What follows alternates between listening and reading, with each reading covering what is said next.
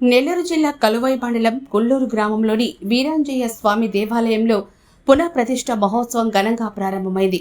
ఈ కార్యక్రమానికి కర్ణాటక మాజీ మంత్రి అరవింద లింబావళి, మాజీ ఎమ్మెల్సీ మాదాసు గంగాధరం ముఖ్య అతిథులుగా హాజరై ప్రత్యేక పూజలు నిర్వహించారు. భక్తులు పెద్ద సంఖ్యలో తరలివచ్చి స్వామివారి ఆశీర్వాదాలు పొందుతున్నారు.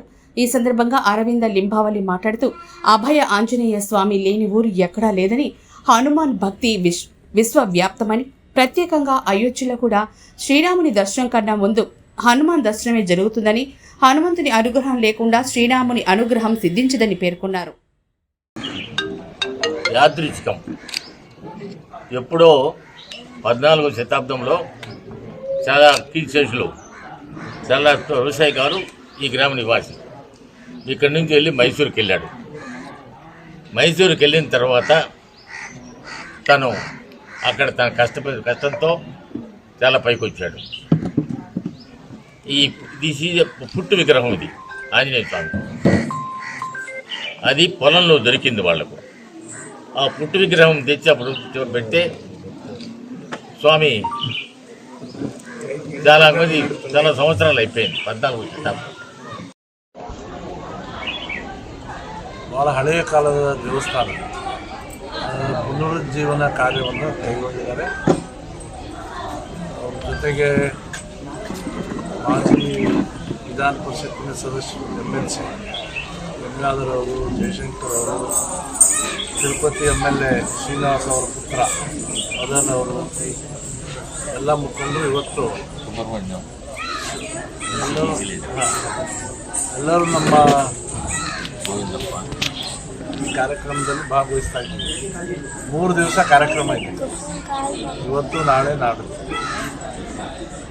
ನಾನು 13ನೇ ತಾರೀಕು ಬರಬೇಕಾಗಿತ್ತು, ಆದರೆ 13ನೇ ತಾರೀಕು ಮುಂಚೆನೇ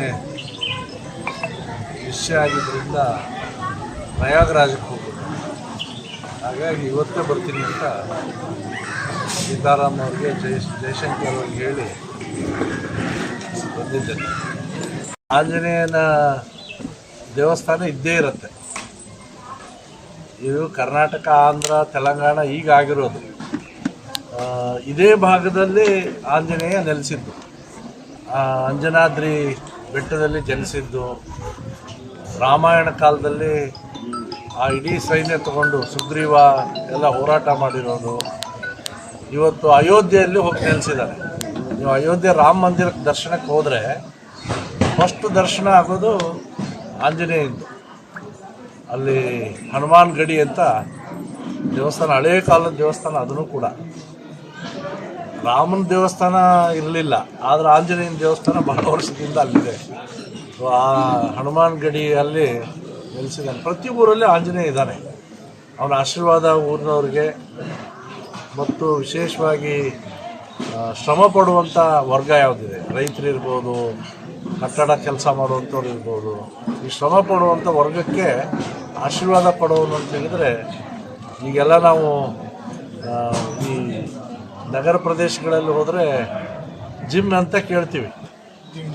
ಜಿಮ್ ಮಾಡೋಕ್ಕೆ ಹೋಗ್ತಾರೆ ಹುಡುಗರು, ಬಾಡಿ ಸ್ಟ್ರೆಂತ್